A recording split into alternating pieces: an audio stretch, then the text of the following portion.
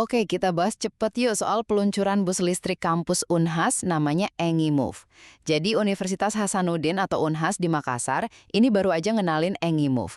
Ini tuh bus listrik kampus bikinan mereka sendiri loh. Kenapa penting? Ya karena ini nunjukin kalau Unhas bisa bikin teknologi sendiri buat ngejar target kampus hijau. Keren kan?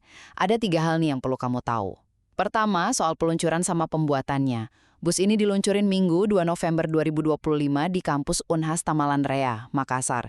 Yang bikin spesial, bus ini dirancang bangun selama 3 bulan sama tim dosen dan mahasiswa Fakultas Teknik Unhas di Goa, dipimpin Prof. Syamsul Bahri. Tujuannya ya buat jadi shuttle antar fakultas di dalam kampus. Kedua, spesifikasinya gimana? Nah, bentuknya mirip mobil golf gitu, muat 14 orang, kecepatannya bisa sampai 50 km per jam. Keunggulan utamanya, jelas, nol emisi, nggak berisik, nggak bikin debu. Bener-bener ramah lingkungan. Fiturnya juga oke, ada lampu LED, layar LCD di dashboard buat info kecepatan sama baterai, ada MP3 plus buzzer mundur. Ngecasnya, gampang, pakai listrik rumah biasa 220 volt.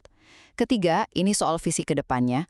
Peluncuran EngiMove ini bagian dari rencana Rektor Unhas, Prof. Jamaluddin Jompa, buat bikin kampus jadi lebih hijau. Targetnya serius nih, tahun 2030 nggak ada lagi kendaraan bensin atau solar di dalam kampus Unhas. Sekarang udah ada 3 unit EngiMove yang siap dipakai pertama kali pas PIMNAS nanti. Itu loh Pekan Ilmiah Mahasiswa Nasional.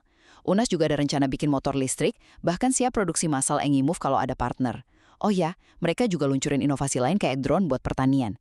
Intinya sih, EngiMove ini bukti nyata inovasi Unhas sekaligus komitmen mereka buat wujudin kampus hijau yang mandiri teknologinya. Download Tribun X sekarang, menghadirkan lokal menjadi Indonesia.